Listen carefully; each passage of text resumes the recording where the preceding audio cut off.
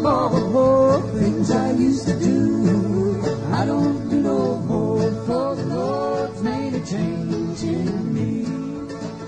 Hello, this is Melissa. It is Real History. Today is the 25th of July, 2024, and I'm happy today to be speaking with Andrea.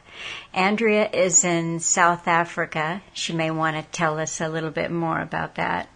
This is Darin's wife. I've had, I think so far, 3 Real Histories with Darin.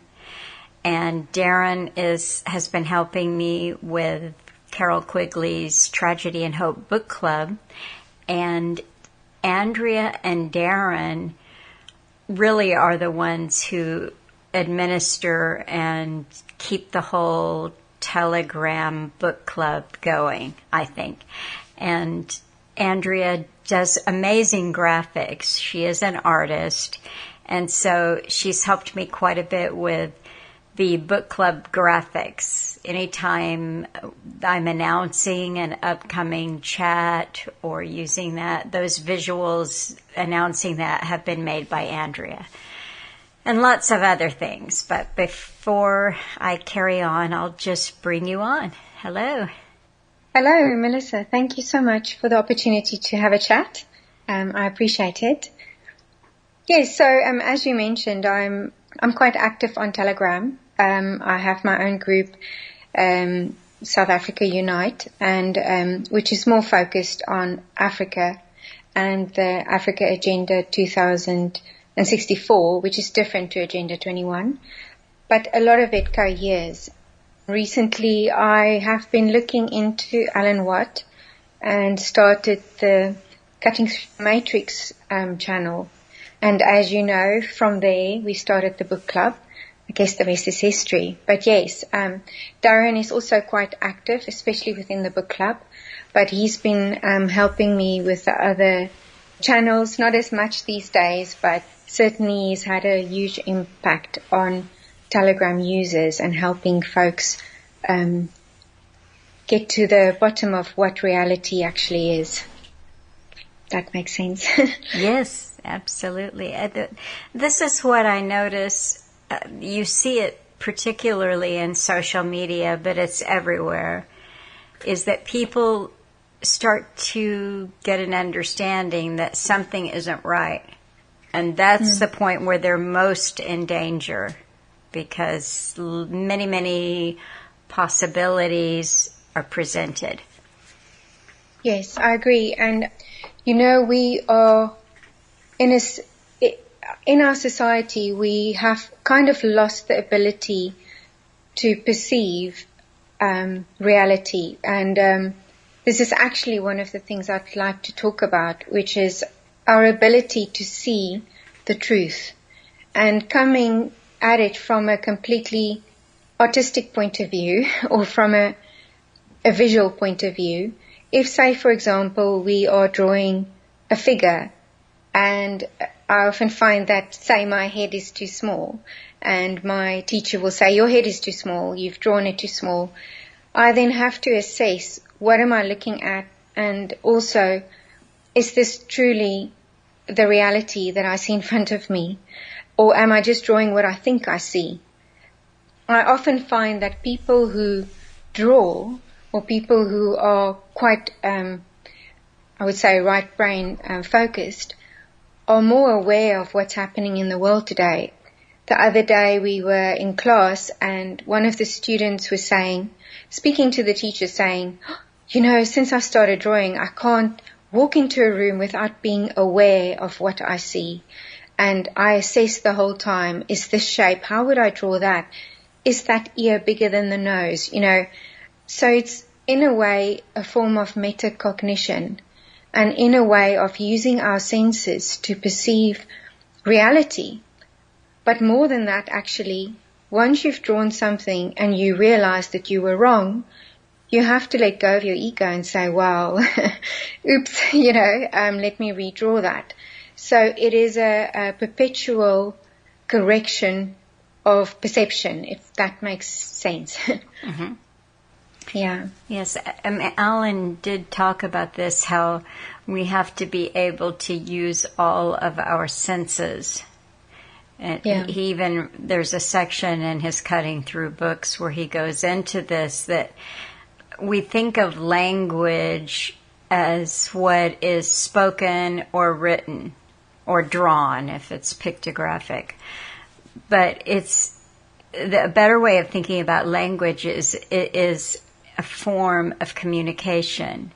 And to really understand it, you've got to be engaged with at least several senses. Yes, and interesting you mentioned that, because one of the things I would like us to look at as well is the work from William Blake. Now, first of all, before we go into that, I just want to mention off the bat, because we touched on this topic a bit in the book club, and I just want to lay down a little bit of a definition for art.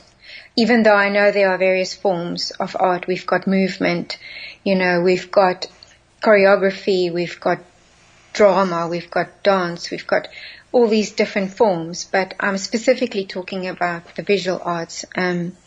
And we all like certain things, and someone told me, and I had an argument with a lecturer, and they told me, it was actually a lecturer at Slade, and they told me, no, Andrea, I want you to go and write down what you deem is art and the elements that you see art should contain, whether that be color, composition, or maybe topic.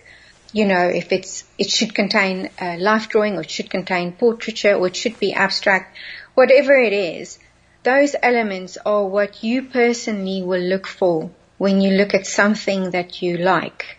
And it doesn't mean that if, say, another person deems abstract art more important than realism, that that's necessarily wrong, because it's in the eye of the beholder.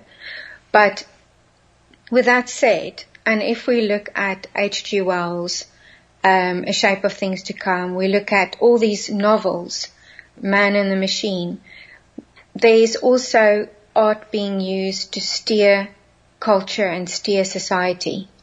One of the things that you've mentioned just now is the senses, because William Blake has created these characters. One of the characters is called Urizen, but it's actually referring to your reason. And in your reason, I'm going to read this if that's okay, because I'm not so familiar with his work, but it is quite important because, as said earlier, we are perceiving and seeing reality through our senses, right? So he's saying here, you will see if you look at what Urizen looks like. He's basically the creator, and he's got a compass in his hand, and he's pointing to the dark. I don't know if you could see that image. So he's based on the creator, but he's not the creator. It's just the characteristic of creating.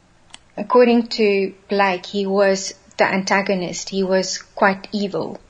The compass in his hand is referring to measuring the ratio, which is more referring to reason, and reason coming from a materialistic point of view, taking over from the creative point of view.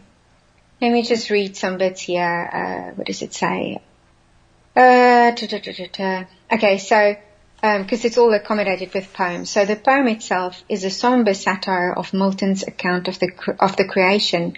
According to Blake, the 7 days of creation represent 7 phases of the imprisonment and binding of the caverned man within the limitations of a world experienced only through the 5 senses. And this is actually where they are going towards. They want to limit us only to the 5 senses, because there are more senses than that. Urizen, thus limited, becomes the self-deluded and anxious demiurge engaged in the enormous labours of imposing his ratio of the 5 senses on rebellious life whose nature he has not understood. Such, according to Blake, is human reason, the false god of the Enlightenment, and in France of Rousseau and Voltaire. So he's actually, because Blake was quite against establishment, he was quite against, because just to also say, there's nothing wrong with reason. There's nothing wrong with mathematics or with the left brain, but we are going towards a society where art and the right brain is being taken out of the equation. Because if you look at in the UK itself, they are cutting the budget for arts, and it is unwarranted. So you would have the arts education facing massive cuts. In 2021, Boris Johnson was, he was hailing art as being, what makes the country great. But at the same time, they cut the budget with 50%. This obviously led to like an uproar within the art community, because these adverts came out in 2020, like you had Fatima's next job would be in cyber. So they are moving away from the right brain, from the imagination, from being creative, from using the senses and the visual, towards more towards metaverse and technology, and towards the reasoning part of the brain. It's okay. I know that you're a rational and reasonable human being. I've talked to you enough times to know that. But it is perfectly all right to defend the other senses and imagination, because it's clear they're doing the same thing in the U.S. and everything is STEM, STEM, STEM, science, technology, engineering, and mathematics. Exactly. And papers actually show that when you have art within schools, that it literally creates empathy. It creates compassion. It helps children to see and place themselves within an art piece and see as another might have suffered, or it's very good for getting in touch with empathy in particular, and also in objective thinking. Do you want to refer here? You've sent some PDFs to go along with it, which I can use in the video. And you've just taken us to the first page of the first PDF. Do you want to go through that? Yeah, so basically what they have found is that when they have, and here's another thing, the notion that they need to cut budget because it's too expensive is actually not true. It's not that expensive to have art within schools. It's not a large budget that it would take up, if say in comparison to getting computers and having metaverse and so on. But what art and music and the arts does, and research has shown that it enhances self-expression. And in particular, it is fostering individuality within children. And it's that bit that Alan Watt was also touching on, is the individual, because it's moving away, not necessarily from collective thinking, and there's nothing wrong in collective thinking, but it's getting to know thyself, and it's providing children to be more well-rounded, and have, of course, empathy for others, emotional intelligence. So it's a better way of understanding and also perceiving reality eventually in the end. With that said, I'm not surprised that they are moving towards taking it away from schools and moving more towards scientism. Also, if you look at Baha'i faith, eventually the religion where they want to unite all religions with, it's more scientific, and it's got more of a scientific approach. If that's interesting, making sense, yeah. If we look at William Blake, he has, in a way, and this book about Urizen is actually, in it states it's the first book but there is no second book found. So I don't know if maybe he did make a second book, but it hasn't been published. Yeah, he's basically rebelling against this creation and this creator, which I think he saw as coming from the views of Newton, coming from the views of Francis Bacon. He was rebelling against where they were only focused on reason and the laws of nature, materialism and scientism. And his counter to that was more imagination, and not necessarily, I mean, you could say imagination, but also consciousness. Yeah, William Blake, you know, if you think of, oh gosh, I'd forgotten, Hector Hannibal, where he had that image of the devil with the wings. I haven't included it in here. So just a little bit of history about William Blake. So he was born in England in 1757 and he died in 1827. He was a poet, a painter, he was a printmaker. Within printmaking, he had quite an impact on bringing in new techniques, which is using a copper plate with gum. A controversial figure at the time, many actually deemed him as being a bit of a crazy guy. Even still, he's got a stigma of being a bit of a loony. His printmaking method, according to him, he got by communicating with his dead brother. So these are things that make it quite controversial. Mm-hmm. But with that said, I do think he had a very much an awareness of where the technology was going towards and where the thinking was going towards, which is also something that came to mind with me was, you know, that bit where you ask who's watching the watchers. Mm-hmm. The answer basically, like, how do you watch the watchers, is from Socrates himself, where he says that one needs to fully train the soul. And this is quite important, because how do you fully train the soul? And it would also include being well-rounded within the various arts. The things that Socrates, and I know I'm jumping a little bit, I'm going towards Socrates at the moment, because we are facing today where, I mean, another phrase of saying who's watching the watchers is who's policing the police. So we are having shadow governments who are having havoc. They're doing what they want.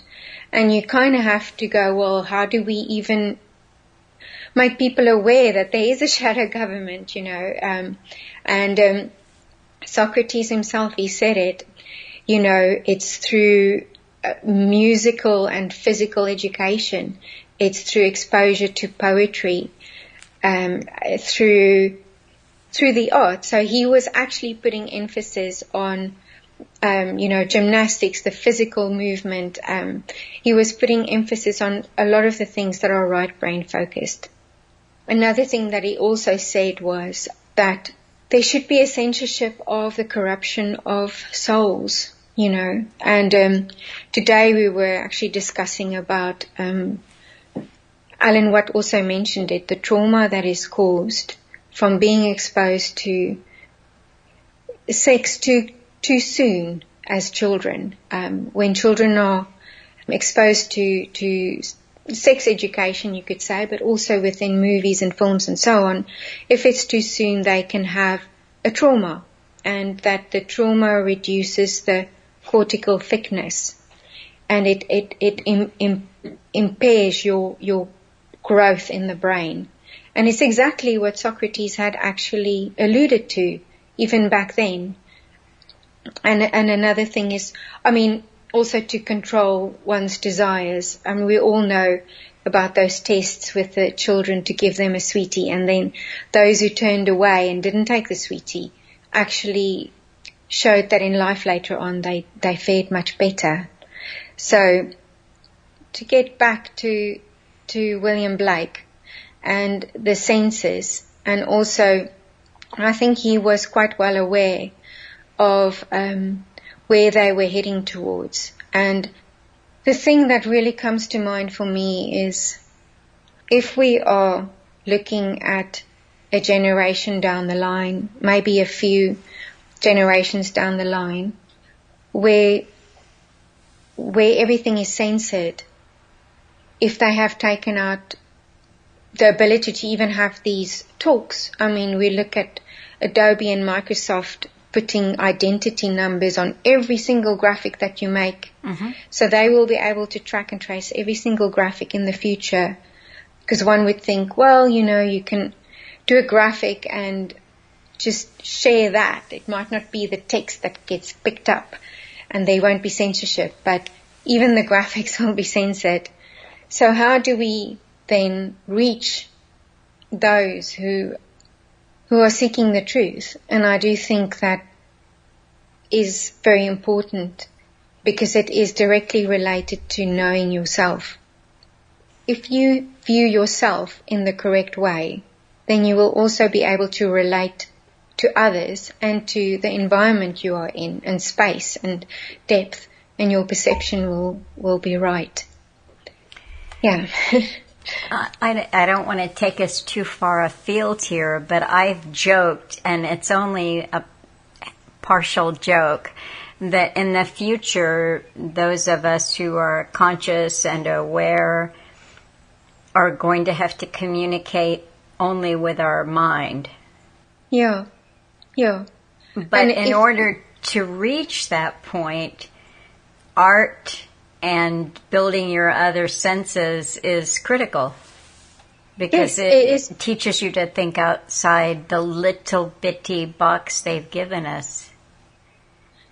Exactly, and I think also the senses that Blake is referring to, the 5 senses, which is sight, hearing, touch, smell, because there are more senses than that.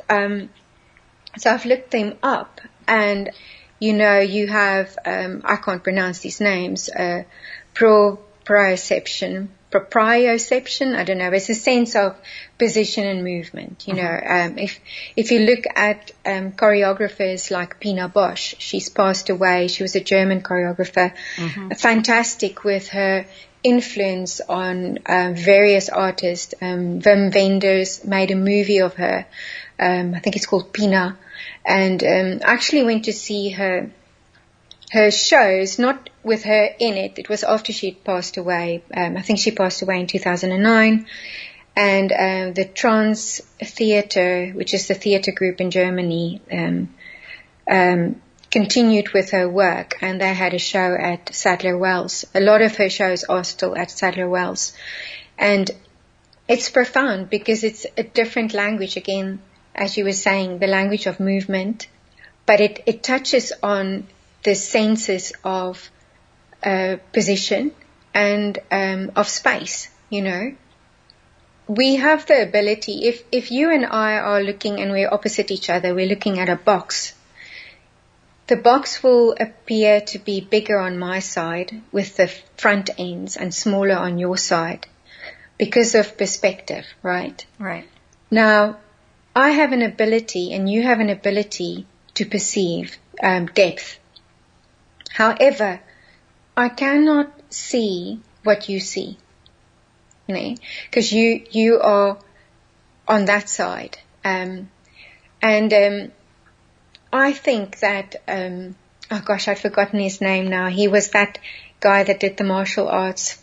He was in various films. It will come to me. But I think personally, as he was fighting, I can look him up in a bit, as he was fighting and doing martial arts, even though he was within various movies, I think he was from China, he basically had an ability, with being blindfolded, to fight an opponent and be able to defend himself without even seeing. Because I think he had the ability to use his sight that is not physical, if you get where I'm going towards. Mm-hmm. So that perception and that ability to see, and depth, and coming from a different perspective, we've kind of been boxed in with only focusing on the five senses, and these senses and learning about these senses I've gone astray. So, I mean, was this Bruce Lee? Yes, Bruce Lee, thank you. Yeah. Other senses are a sense of balance and spatial orientation, which again, if you balance, I think is, as we all know, your hearing has to be very good and very acute.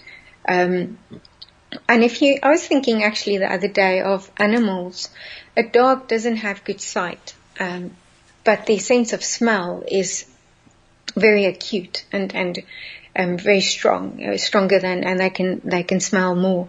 So yeah, I do want to mention just the other senses as well, but I don't want to go through these in depth. But you also have a sense of temperature, what is cold, what is hot, and someone was saying, well, not only what is cold, what is hot, but what is texture.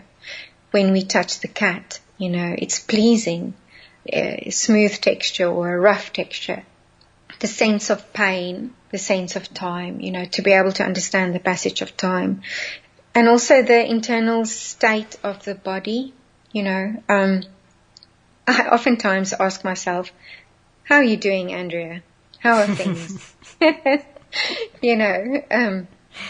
And then you kind of give attention to your body, because we are very easy at discarding what we are feeling. And we all know that being grounded in the body is also a way of regulating emotions, So yeah, of course you also have the magnetic field if you look at birds and fish, being able to orientate yourself. I mean, if you look at, what's his name? Sheldrake. Is it Rupert Sheldrake? He did that experiment where he did a TED talk on it actually, and I think that TED talk was banned. It was the first TED talk that they banned, which is very odd. But he did a lot of Why did they ban the talk? I think because it is actually touching on these on the senses, but more with regards to animals. So the communication between man and animal. He did research on, I think he did, and don't quote me on this, but he tested 500 subjects where when, say with the dog, specifically with dogs, so say the owner comes home, then the dog is aware. The dog goes to the window and is just suddenly aware. I know my cat definitely, when I get home, the cat has already gone down the stairs. It's like, hey, have you been waiting here all this time? Mm-hmm. So he did Oh, go ahead. Tell me about the experiments. He experimented by having owners come home at a different time, using a different car, and monitoring the animals and realizing that there is a sixth sense, there's a communication between animals and humans. But it is obviously, it's kind of seen as woo-woo science. Well, yet it does. I'm sorry, but embrace the woo. Oh, do you? Okay. Alan told me lots of animal stories, but one that was fascinating and ties into this. He had a roommate many, many, many years ago, and that roommate was difficult and brought a lot of stress and tension with them. And Alan's dog at the time, not Hamish, but the dog would start to get tense and even sometimes agitated, and then 10 minutes later, or even 15 minutes later, home would come the roommate. Oh, wow.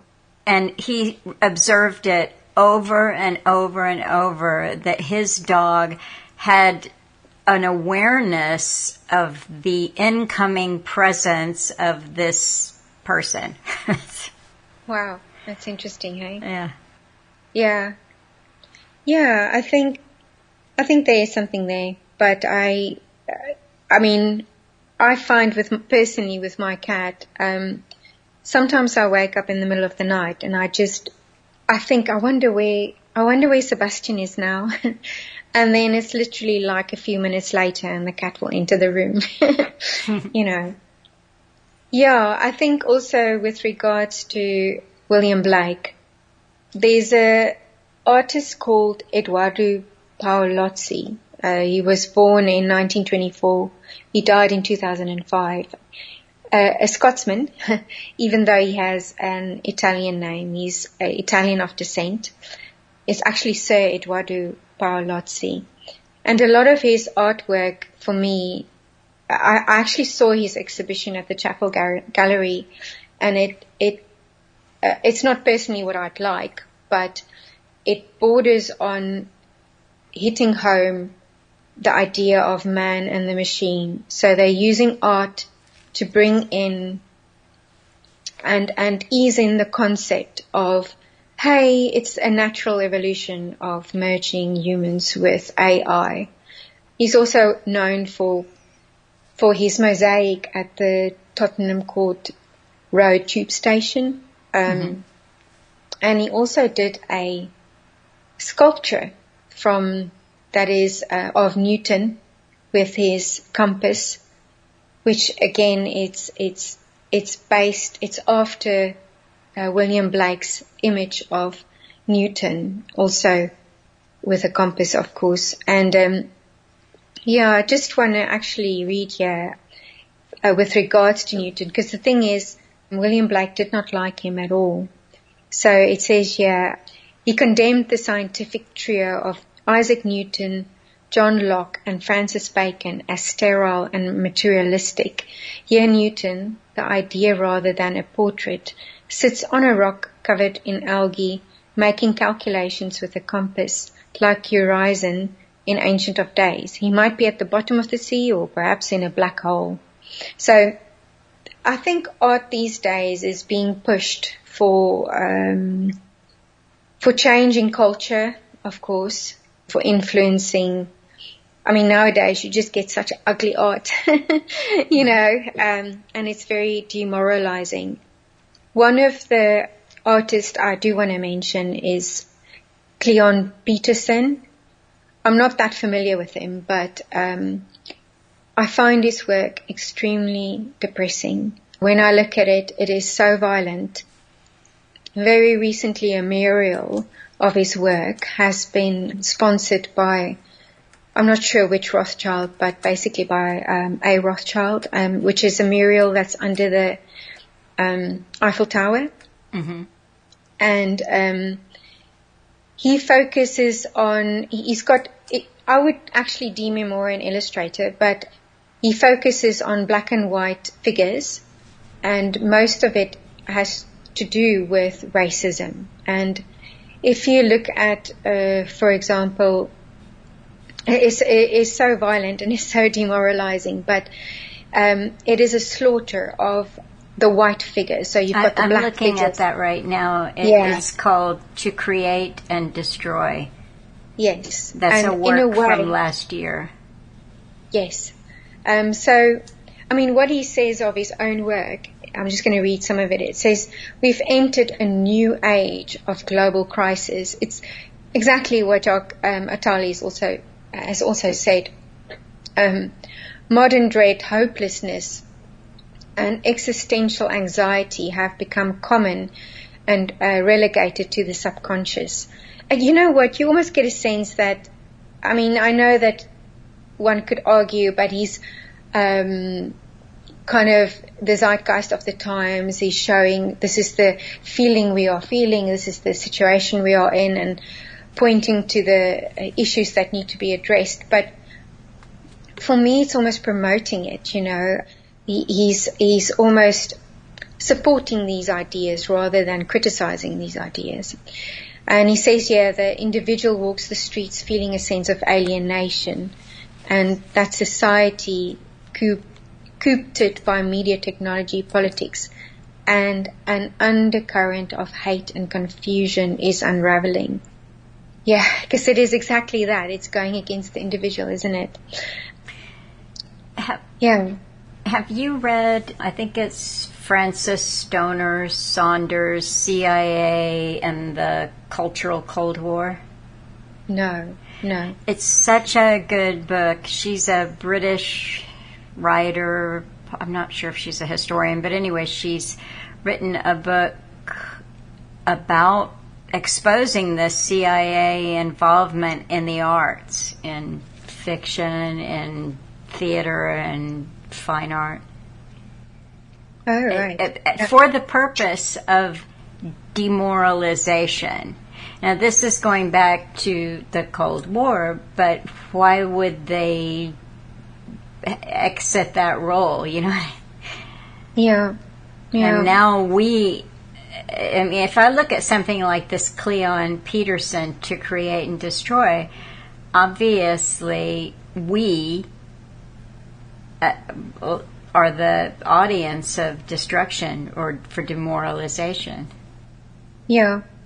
It is man against man, and then it's also it's a self-perpetual and a self-prophecy in a way. Mm-hmm.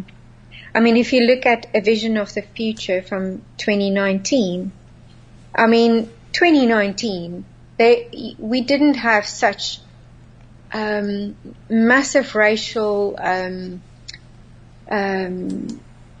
It feels to me like racism has increased, especially after 2020, especially because of immigration. It's come more to the fore. And if you look at this, A Vision of the Future, again, it's black and white fighting, and it's in a circle. It's very similar to M.C. Escher. He was a Dutch remember him. Graphic artist. Yeah. He wasn't really acknowledged much, only at the end of his life, but he completely approached art from a mathematical point of view. Mm-hmm. And he did a similar, because when I look at that Visions of the Future, I'm thinking, oh, this looks like Escher. But he did various of these symmetric circles. So he would use truncated and stellar polyhedra, I don't know exactly how to pronounce it, but he would basically use tessellations, and it's all mathematically worked out.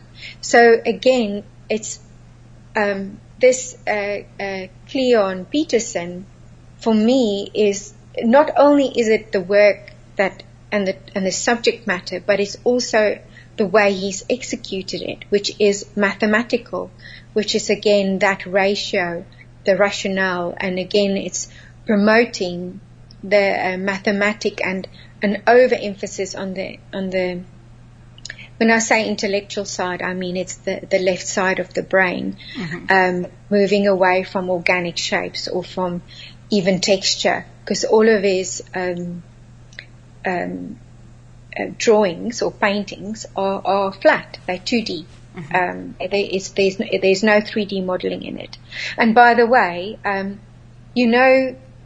Greta Thunberg, who went on that boat trip, who was sponsored by the Rothschild, I think it was Edmund de Rothschild. That boat, or yacht, sorry, also had the artwork of Peterson on it.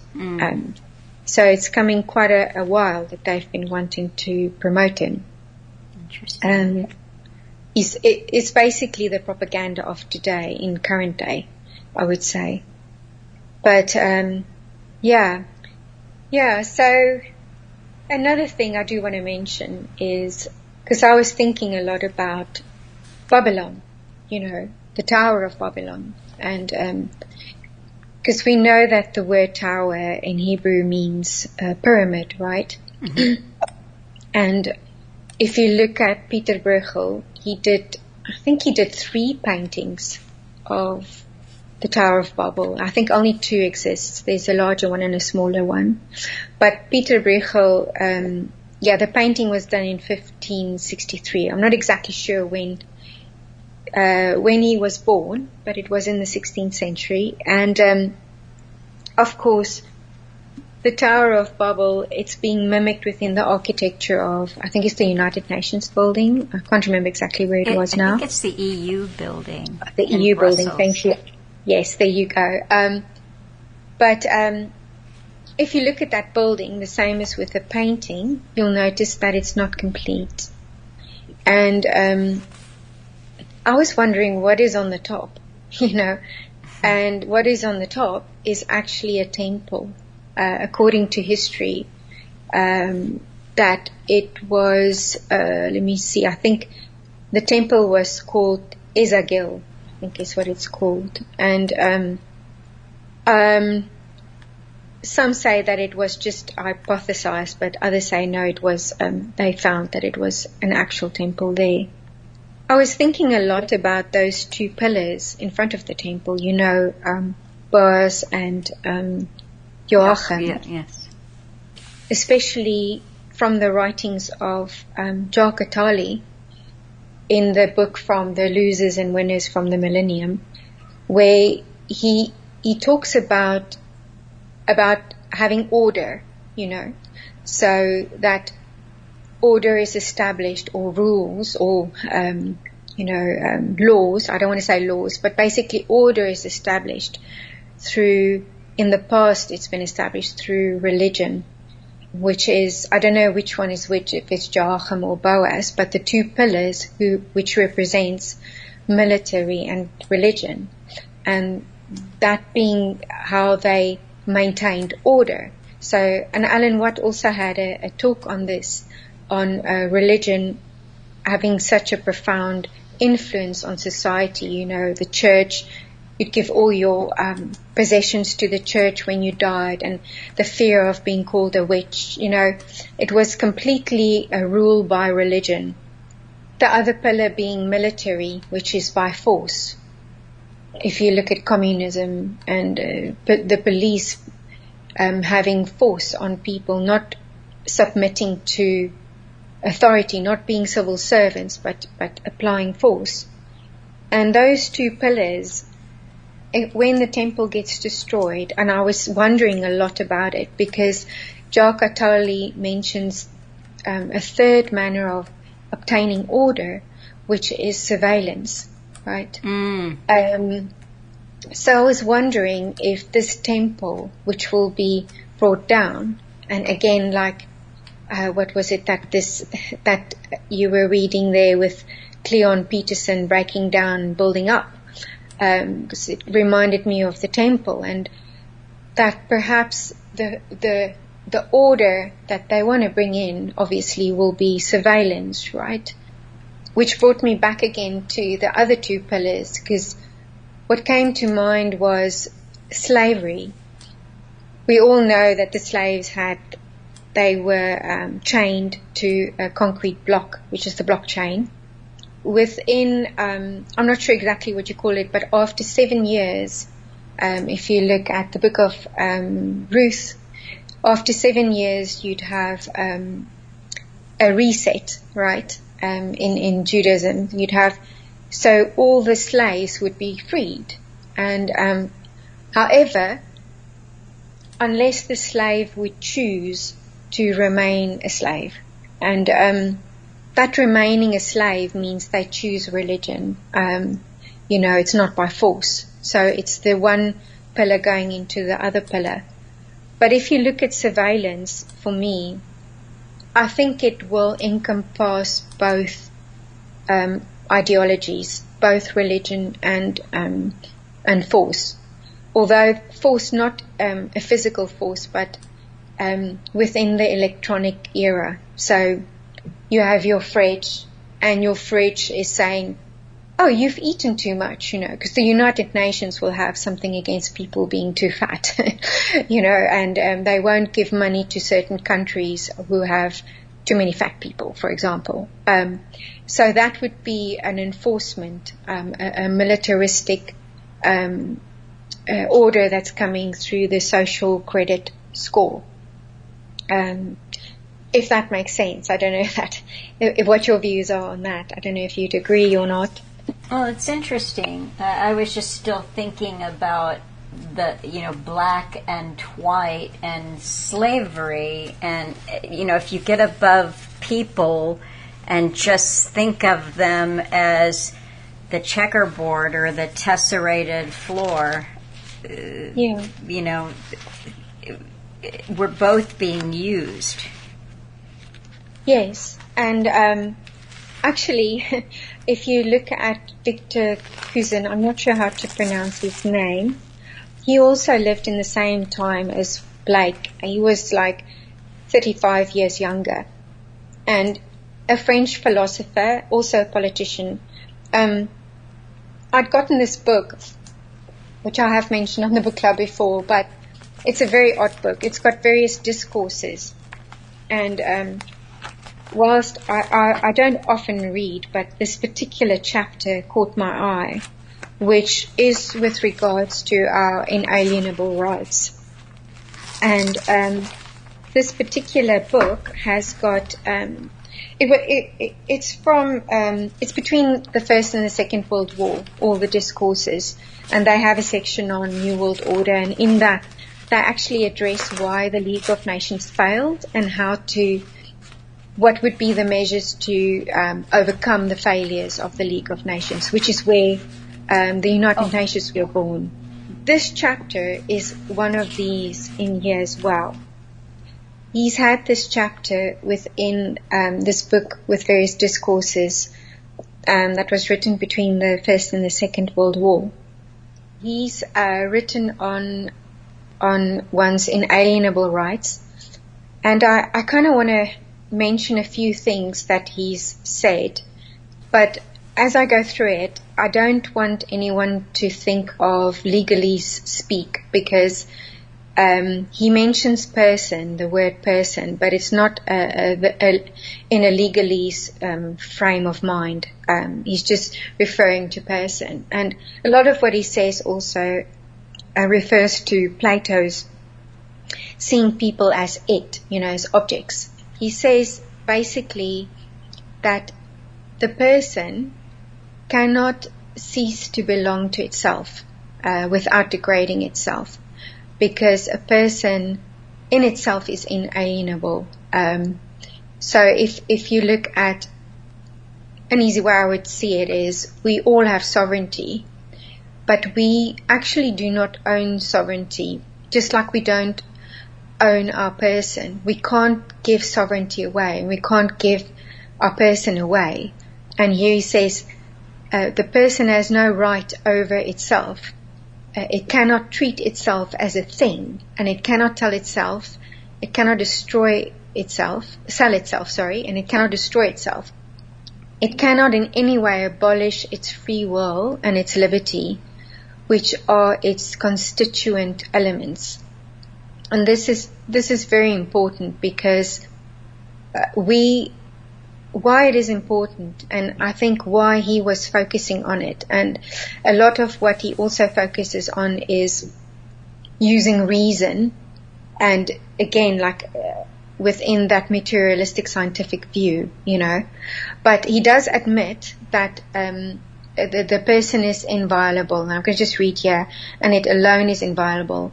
It is inviolable not only in the intimate sanctuary of consciousness, but in all its legitimate manifestations, in its acts, in the product of its acts, even in the instruments that it makes its own by using them. And what stood out for me here is he's saying the sanctuary of consciousness.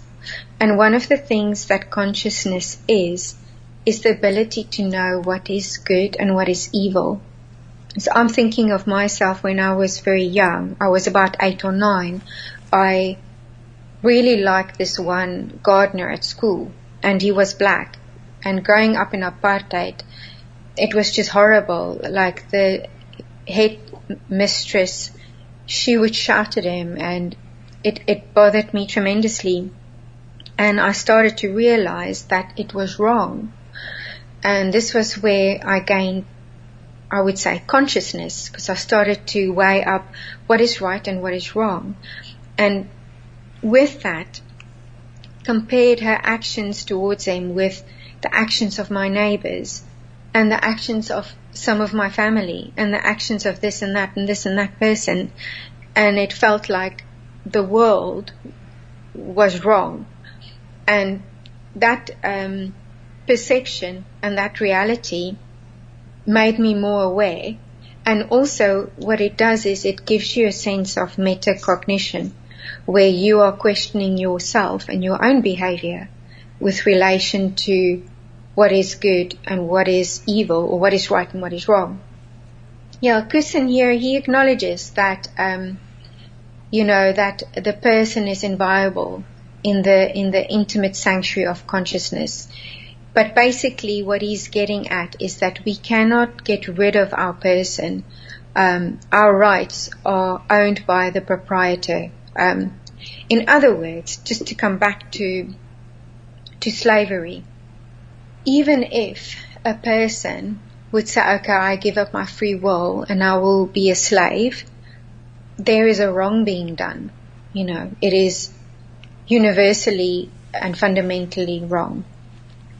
Which made me think a lot about transhumanism, because if you look at what Urizen is saying, is that it's actually alluding towards we can't change the person, we can't change that they have sovereignty and that it is an inalienable right, but perhaps we can change the nature of humans. In other words, letting humans leave their first estate and becoming transhuman, and in so doing that this inalienable right will become annulled. Not sure if that makes sense to you, if what I'm saying makes sense to you.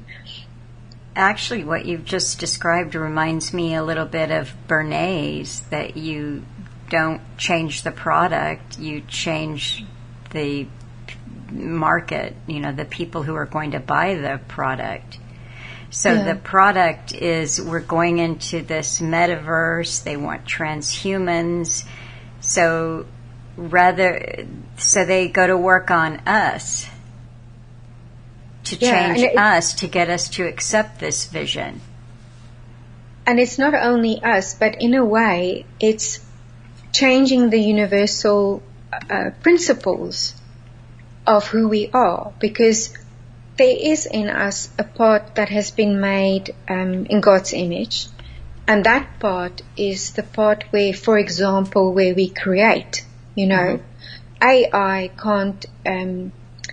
Okay, they're trying very hard to sell to us that AI is creating, but there's a thing where you can copy, and you can copy well, but then there's a thing where you can create. So William Blake and Tolkien, they created these worlds, and they created rules within these worlds, and characteristics, and conflict, and having catharsis. So the creations that they have made has been from imagination, which was again that opposite of what William Blake had, saying that we should balance reason with creation, and we should be fully trained, a fully wholesome soul.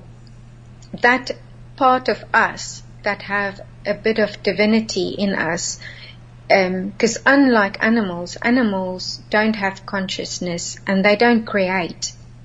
They don't feel bad for killing another animal. So this bit that we have, it's almost as if they want to move away, not only from the creational part of us, which is, I'm saying now focusing on the right brain, which is about using the senses besides the five, in towards the rational reasoning, and in towards the metaverse and the electronic prison, basically. Well, you've just taken us into what to me is the essence of Alan's work, and what I think about an awful lot. He has said that humans have to be taught how to be human. We've lost so much of the natural modeling that we would get from our parents and our family, our tribe. So that's not there. So how do we learn that? And fully human is integrated with all of us. That's why that bit that you were reading there on the inalienable rights, See, when I read this at a glance without knowing the context of what he's putting across, what I'm seeing parallels the idea that you are forbidden to commit suicide. Now, that seems like a moral dictate that's a religious dictate. Well, it's wrong just because your religion says it is. But the person cannot cease to belong to itself if it's fully integrated, integrated isn't even a good word, if it's fully aware of all components that make it fully human, it would not want to make that choice. Because awareness of the divine or the connection to divine is the key thing here. This is why Alan was talking about Julian Huxley saying we have to knock man off his pedestal as being an elevated, better, somehow unique from other animals. Well, they know what they're going for there. That is our awareness that we are spirit as well as matter. Yeah, exactly. And another word for awareness, and I really don't like the word, but it is consciousness. Yes. And this whole movement towards nature above man, or having equal rights for nature as well as for humans, is absolutely taboo. But if they can get us to believe that we are lower than nature, that we should bring nature above us, then we will submit our sovereignty, right? Mm-hmm. But it goes beyond that, because I don't think they are just satisfied with the slave making a choice to be a slave, with happy servitude. I don't think they are just happy with happy servitude, satisfied with happy servitude, because I think they want to change the very nature of human beings. Because if you look at what Schwab and Brim were talking about, let me just quickly go there, that conversation where Schwab was talking, Brim being the CEO of Google, mm-hmm. and saying, so basically being forever in a digital realm, right? Because he was saying, so Schwab was saying, can you imagine that in 10 years we are sitting here and we have an implant in our brains, and I can immediately tell you how the people are reacting towards my answers. And Bryn was saying, yes, you are going to be sort of transported into the internet forever in a digital realm. And you can imagine just in your biological incarnation, you live to be some very, very long age. So this is technology that's obviously existing, but we are not let in on it. And they are referring to what Alan Watt is often referred to as well is the Borg, the B-org, where, like in Star Trek, everyone can hear another's thoughts. Thing that comes to mind for me when I heard them talk about this was that in those days people will seek death, but they will not be able to find death, so they won't be able to die, right? They will long to die, but death will flee from them. This is a verse from Revelation. So that's what came to mind. If they are able to incorporate or reincarnate our consciousness within the cloud, I mean, we know that they can then perhaps regenerate the body, and that we won't be able to get free. I mean, it's not just a physical won't be able to get free, it's actually on a soul realm not be able to get free, that they change the complete construct and first estate of not only our mortal bodies, but our divinity, our godlike light, actually don't like these words, but it's the only way I can explain what I'm trying to convey. Look, this is challenging to talk about. If you and I are face to face, or even just having a conversation for ourselves, then we can hear words that might cause a reaction, and we can ignore them because we understand where the other person is coming from. Yeah. But this really is the essence of Alan to me, as far as I'm concerned, because where did he get his foothold in coming out to talk? It was on shortwave radio, and most of the early shows were Christian or Christian/patriot. And what he said was amazing to them, and yet threatening and terrifying and even like blasphemous. It was so unorthodox. Yeah. And so he knew that, okay, that's his foothold, that's how he can talk. But if he says the word God, that comes with baggage. Mm. Creator is what he settled on, but everything, if you talk, I mean, he would say, well, you can't go wrong reading the New Testament. Just give people a clue. There's a lot of esoteric value there. But even that, people can't separate that from the baggage that they have about, well, I was raised in such and such a church, and and how does Alan say that this is as astrological significance? He died, there's the sun going down, he rises again on the third day, there's the sun coming up, it crosses the sky, there's the cross. How can he be saying this and tying it into pagan religions and still be talking about the divine? Yeah. It is difficult for us because language was given to us. It's the same thing as like if somebody says they're a Christian, well, what does that even mean? What church do you belong to? Do they believe in a Trinity? Do they not believe in a Trinity? Do they believe Jesus was fully human and fully God, or Jesus was just a man? You see, it comes with baggage. This is impossible. Yeah. It's an impossible task. But there's a through line in Alan's work, and it certainly comes through in the books.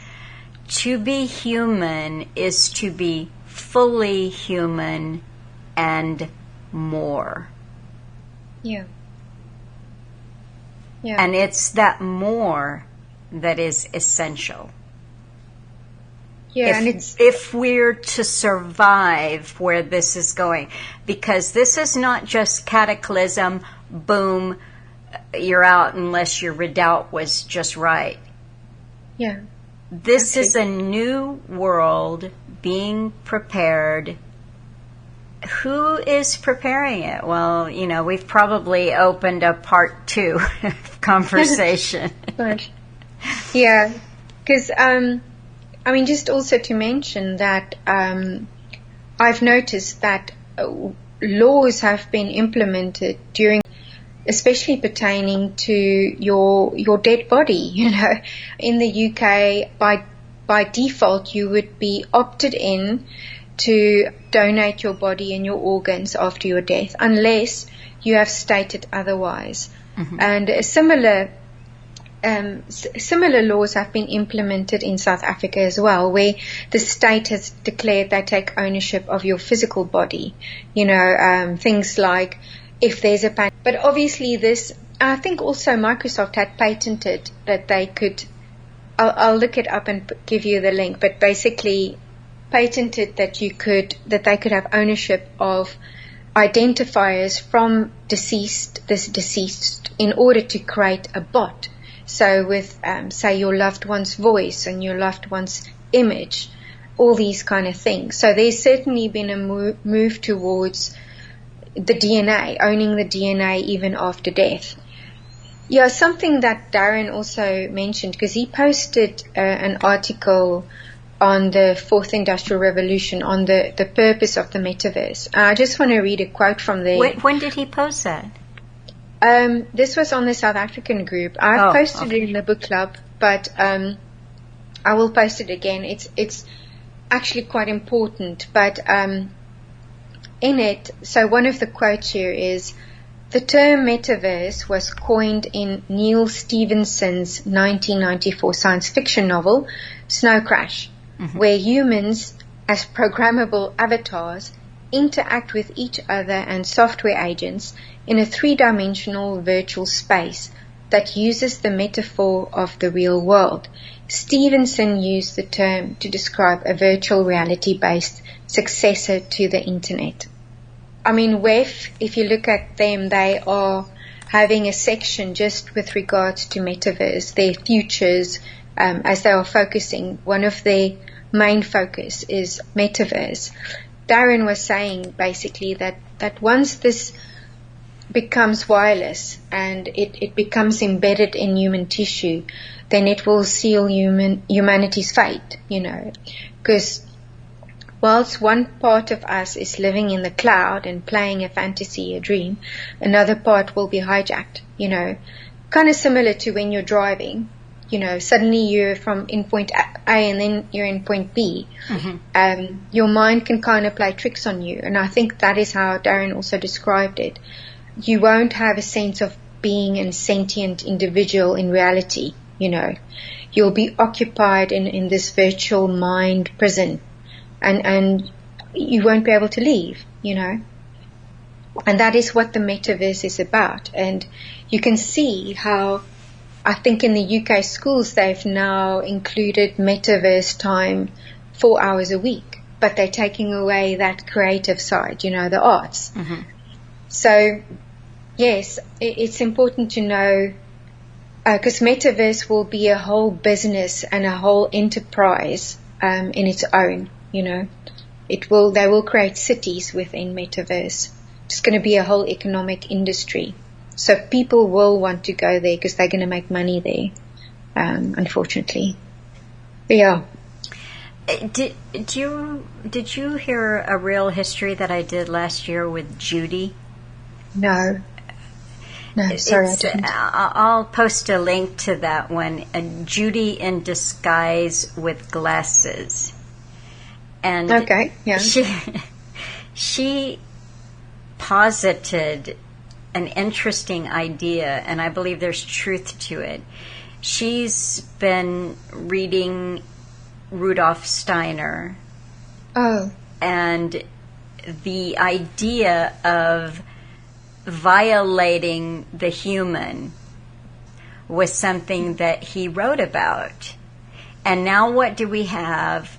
Believe it or not, there's this trans-able movement starting where people identify as missing limbs or being blind or not, I just don't believe I was supposed to be born with arms. Gosh. That's and then wow. she sent me some footage. It was a promo that was done for the metaverse, and it had little cartoon characters, and they were sort of floating around the metaverse with no legs. No. Yes. But this is all in preparation for merging with AI. And physically merging with AI. I think Alan Watt mentioned about tattoos, that the tattoos were a precursor to the technology where the device is no longer on you, but it is in you. Correct. And the thing also where they're going towards is towards creating Adam as he was in the Garden of Eden, where he was both male and female in one. Yeah. Because from what I understand is they don't really want you to have children anymore. No. I think Darin posted the other day an expert from H.G. Wells, I think it was. I'm not sure which book, but where the ability to basically fertilize the self and also doing it through vaccination is where they want to go to. So they'll have only a few select people who will be eligible to have children, and the rest will all be born from tubes, and likely be born from tubes, but already integrated with AI. Mm-hmm. And they won't need much of that either, It'll it will be a very different world. And it's not really a case of, okay, I'm not going to take. They are spraying us. They are changing food, even through food and so on. But something that I was thinking of today, why is it that they want such a surveillance state? Especially thinking about, I went to a discourse at the Royal Academy of Science, and it was all about the unconscious mind. And the talk was, I think, it was Dr. Seth. And they were also talking about using brain scans and identifying if someone is a psychopath. And could one perhaps then do a brain scan at an airport, and if someone is approaching, you kind of arrest them even before they've done anything wrong. And it all sounds, oh yes, we want to catch the bad guy, But what if it's the opposite, that they actually want to have this heavy surveillance to check that there isn't the odd person being born who hasn't succumbed to their methodology and Alan Watt was also saying that every so often, I can't remember exactly the quote, but that there are people who are aware, there are people who are, unlike what society has dictated, mm-hmm. have come through and are able to see and perceive without it being a realization. I know Darin is one. Darin has, from a very young age, had an awareness, whereas with me, I've only kind of, shall we say, woken up in recent years. But there are those that might have bypassed the system, so to speak. And perhaps the surveillance is to ensure that those people are not coming through the matrix, you know what I mean? They're not coming through. And what I was wondering is in terms of, would one have an intervention from God, And I would say, I don't think there would be an intervention whilst we still have a choice. If, say, it comes to, this is my opinion, of course, if we come to a situation where we choose, say we choose life, I don't want to use that term because, again, it's bringing that history, but if we choose to not consent, then there's a gross injustice. And looking again at this Victor Cousin and how they want to play it by the rules, they kind of want to beat God at his own game, so to speak, and they want to change the construct of the universal principles. And so if there is that odd person coming through the ages and they haven't caught them, they can then either influence others, or they could, even worse, regain sovereignty and choose.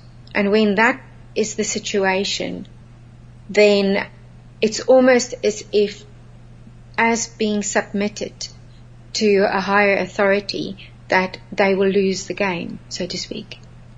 Not sure if that makes sense, what I'm getting at. I think I understand what you're saying. I've had similar thoughts, and I've had a lot of discussions with Alan about, because what you're talking about are things that ultimately will be out of our control. If they're putting this tech in the food, if it's being the atmosphere, if thoughts can be beamed directly into our head, then what chance do we have? That's, this is so bleak. But Alan's point of view is, first of all, the task is reuniting with the true Trinity. Yeah. This is difficult work because even people who might call themselves awake or conscious, or I know exactly what's going on and how it plays out, I've read the script, might still think of this as a completely earth-contained scenario. Yeah. On this physical plane in your physical body. So it's a mammoth task of all of the indoctrination to even have this conversation, because let's face it, Andrea, the conversation might, quite frankly, sound crazy to many, many, many people. What? Yeah. Divine? Not trapped in this world? Who are they that want to trap us here? This is much more than eugenics. Yeah. And it's much more than the, Brave New World or Fourth Industrial Revolution. So what is at stake is, like I said, fully human and more. And at that point, when you are completely alive to that, let's say, you're profoundly changed, that is the point where I think these are very hard concepts, and yes. Most people, having come through the pandemic, will give a logical reason as to what happened. Oh, it was pharmaceutical companies that were selfish. They wanted to make money, and but or once it's you depopulation, realize, they might even go that far. Yes. But even to a point where you go, okay, and you start to realize the technology that exists. I mean, one of the questions I've had, which have not been answered, I don't have an answer, is why would they even keep humans alive? What for? And I have asked Darin this, if they can create humans from a tube, they don't even need a male or a female to create a human these days. Why would they even then entertain the idea of having half human, half AI? What is it that humans possess that they want to keep them alive for? The soul. Yes. The godlike nature. Yeah.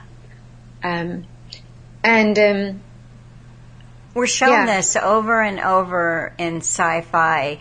Aliens come down and experiment on humans, or some alien race, or some robotic future thing. It's always the soul. This is how it's depicted, but there's something there that's not there for entertainment's sake.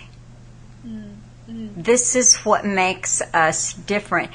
People, again, would try to pin Alan down on this. I put up a redux recently where somebody was reading to him from his book, and they said, well, you describe this as unhuman, inhuman, something, Alan said, well, he wouldn't be pinned down in the conversation because he could tell off the bat the person calling had a certain religious indoctrination. They were coming from a certain point of view. So he played a bit of a word game with that person. Yeah. He said, well, let's just say what they're doing is inhumane.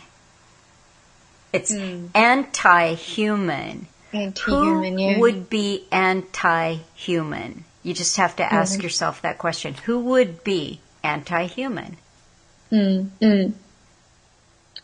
Yes, and also it would be hard to believe that any human would be anti-human, I mean, some people with the materialist, fully looking for the fully rational, earthbound answer to this are going to say, well, Alan talked about Bertrand Russell saying they were, eventually the elite and us proles down here at the bottom would have been bred and educated so differently as to become as two separate species. Yes. Or are we looking at something else? Yes, well, and that's what they see already. But, oh gosh, so much is going through my mind right now, but I'm having a bit of a clog. Yes. These are very hard concepts because they are of a spiritual nature. And whilst I don't like the word, it truly is what we are dealing with. It is coming down to evil, pure evil. And thinking also what comes to mind is this mention that Alan Watt had. I was actually asking Frank about it in the group. In one of his talks, he mentions that, but it's so quick, hey? He was so fast. But he mentions, and I had to read the transcript, but that psychology and narcissism and psychopathy is being used to hide evil. It's what it comes down to. Mm-hmm. All of these things that we are seeing today, I mean, there's been such an increase. If you go on YouTube, you just see psychopath videos or narcissist videos. If you go on Netflix, they are normalizing psychopathy. Mm-hmm. And but it's actually not psychopathy that they are normalizing. They are normalizing evil. Mm-hmm. What comes to mind is the UK Parliament not going for a ceasefire in Gaza. So they were doing exactly as they were told, basically. And you could go, yes, they corrupt, whether they do it for money or, whatever the case may be. They have, all those Parliament members have lost their moral compass. Mm-hmm. They are no longer, we are dealing with a much bigger issue here. If you have no qualm with killing 600,000 women and children in Iraq, you are actually, you've normalized evil for good. You've replaced evil for good or for what is normal. And your conscience and your compass for what is right and wrong is no longer functioning in the right way. So if they can get humans to no longer have that sense of what is right and wrong and replace evil for good. For example, in films you will have, the quote unquote protagonist killed all the good people, the innocent civilians, but that's okay because they won in the end, So there's this smearing of the conscience. And in doing that, because from their stance, they see themselves as God. The sense I get is that they want to recreate God. And I know that Alan Watt has often said, who will be the person who sits on the throne? I've thought about this quite a bit. And I wonder if it will be a person. I wonder if it won't be AI, the machine, or shall we say the oracle, That's interesting. That is absolutely feasible to me. Yes, because I don't think, look, we're not dealing with nincompoops. These people are intelligent and they know that they will consume each other like the Titans. They have consumed each other. They know that they will do that. So in order to preserve, quote unquote, their race, will they implement, shall we say, a buffer, such as AI, in a way like the Kafka way? The Kafka way is where you constantly within a system, constantly automated, constantly not able to go, shall we say, in front of a king and make a plea. Mm-hmm. No, it will be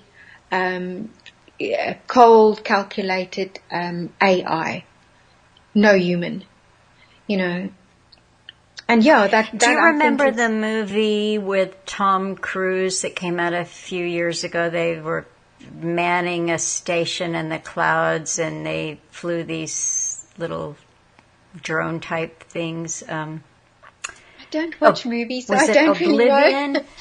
Yeah, I think it was Oblivion. Well, it just reminds me, because this is something that is portrayed.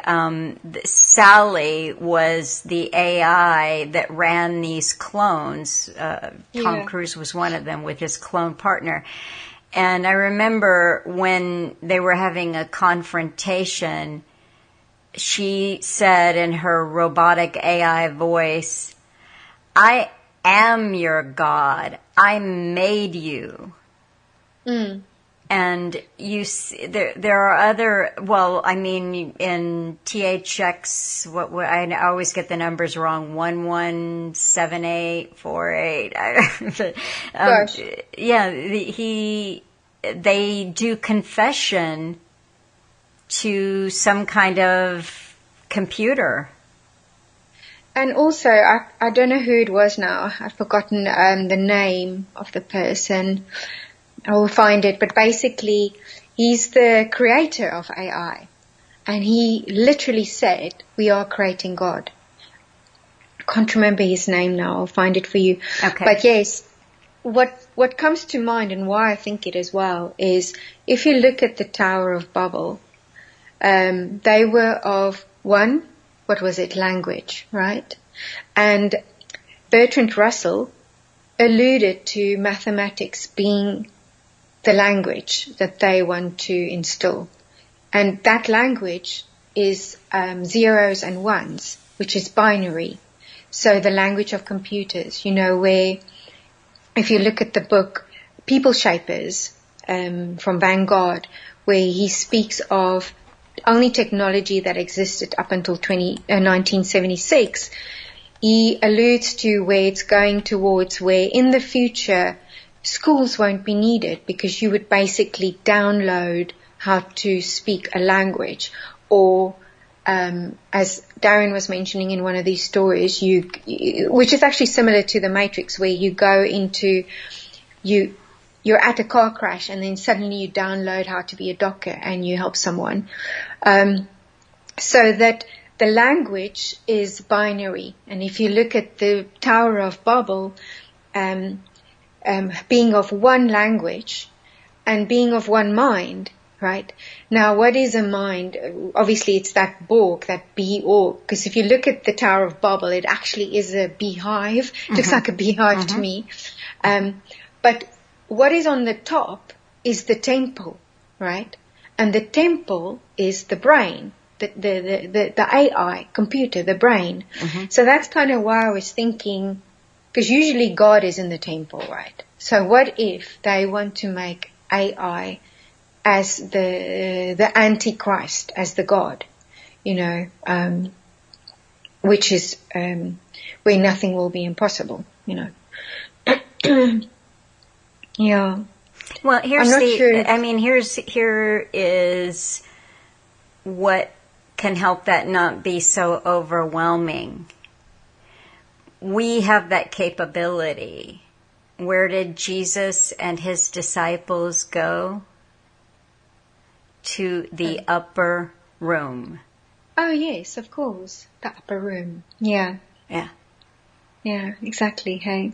So it's everything that evil does is a distorted mirror image of the divine. Yeah, it's a mimicking. A mimicking, yes. Yeah. Absolutely. It's pathetic. Well, go ahead. Sorry. It's not only a mimicking, but they want to know the mind of God in order to become God. Okay. And to play the same as with Job, like, okay, you can't do this to Job, you can't do that. Okay, can we break his spirit? Can we get him to fail, and then kind of, in a way, say, ha ha, God, we got you. This creation, this righteous man is not really righteous, but it's defying the principle, and in the end, it's defying God in order to become God. that's how I think that's the pride and the arrogance that they've got, I think. Mm-hmm. And they want to change not only the human construct, but also change the location and the environment, I think, that we are in. Because one of the things that I've always, that's given me hope is, well, if you're in the dark, you light a candle, and that light shuns away the darkness, right? But never will you have a situation where you're in the day and you light a dark candle. You can't do that, right? Because from a universal principle point of view, that's not possible. And then what came to mind is they want to block out the sun. Mm-hmm. And I'm thinking, oh my word, I mean, do they really want to play God to such an extreme where, like with the Tower of Babel, nothing will be impossible for them? Well, Alan would always say, it was a Sherlock Holmes quote, when you've eliminated, well, I won't get it right, but when you've eliminated the impossible, you say, and what you're left with is the impossible, that's still what you're left with. Now, I probably slaughtered that. Yeah. You can't, however fantastical some of these things sound, you can't eliminate it. If you are willing to ask questions about what is this really? What is doing this to us? What is the nature of evil? I mean, I was listening to a podcast night before last in a series on the nature of evil, and it's a philosopher. He was doing a lot of thought experiments. Can you separate evil from a harm or an action? Can you separate people from evil? Here is a person, he's done, so the thought game is, okay, he killed his 2 young boys and then he killed himself, but then you get this whole background of what had happened to him, or he's suffering from mental illness. By the time philosophers play these word games, you're left scratching your head, does evil really exist? What is that we're really looking at? And I think that's part of the process of coming into being fully human. That's the starting point, is to develop the compassion, to be able, someone wrote to me yesterday and asked, they said that they've listened to Alan for years, they understand the voting scam, but when it comes time to a big federal election, they still feel compelled to vote. And I wrote back a long email, but in part I said, so basically, how do they get around this, or how can they look at it differently? And I said, when you vote, you willingly participate in a system which is not just broken and corrupt, but has always been a sham. You are signaling that you don't mind being lied to, that you give your approval to deception, fraud, embargoes, and war, the deaths of millions of people worldwide, and on it goes. When you opt out, you're telling yourself, and that's the most important audience, that you are not willing to pretend the emperor is clothed. You are elevating your own worth to its proper place. This system was here when you were born, and it will likely still be here when you die. But you deserve more if you are willing to stand up for it, to say no, and to demand something different. Because what matters is the individual. If you adapt to this and say, oh, well, go along to get along, you are giving active approval to psychopathic, narcissistic, at the least, scum, and they don't think anything about starving, maiming, and killing millions, including you, who dutifully went to vote for them. And also to add to that, it's part and parcel that pernicious hope. hoping that the Savior or Big Daddy will save me, which is what, as mentioned before, Dante wrote on the gates of hell, like, relinquish all hope, you enter here. Right. Because if we relinquish hope, that pernicious hope, so it's an evil hope, right? If we relinquish that hope, then we actually can get to a point where we then take responsibility. So in this case, it's not taking responsibility or having actions for the environment we are in, but wanting Trump to fix it for you, or Big Daddy government to fix it for you, or socialism to give you money in the end for, for the rest of your life, that UBI kind of stuff.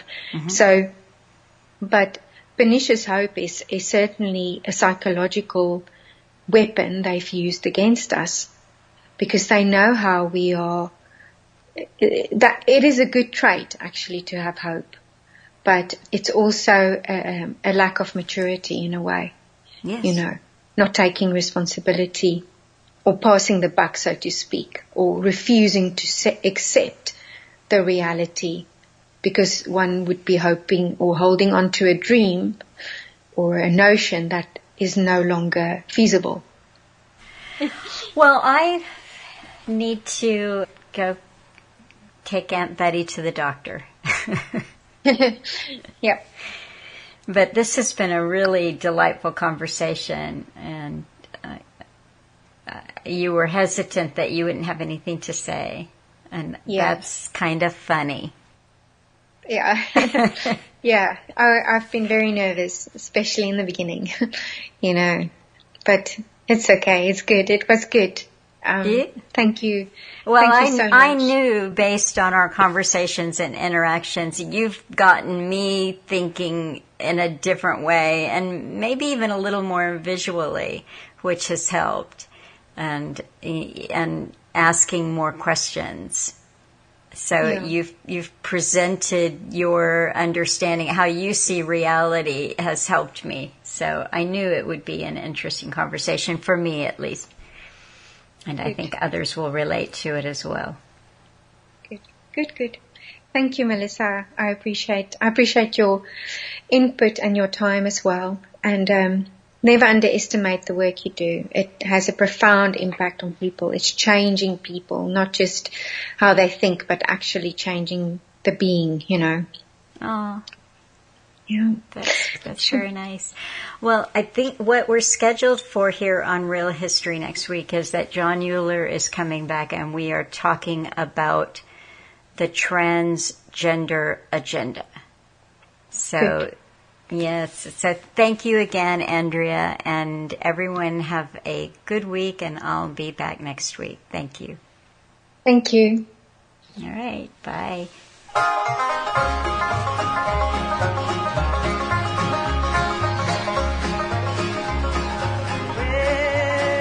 I've got something that the world didn't give me, and the world cannot take it away. And I've got something that the world didn't give me, and the world cannot take it away.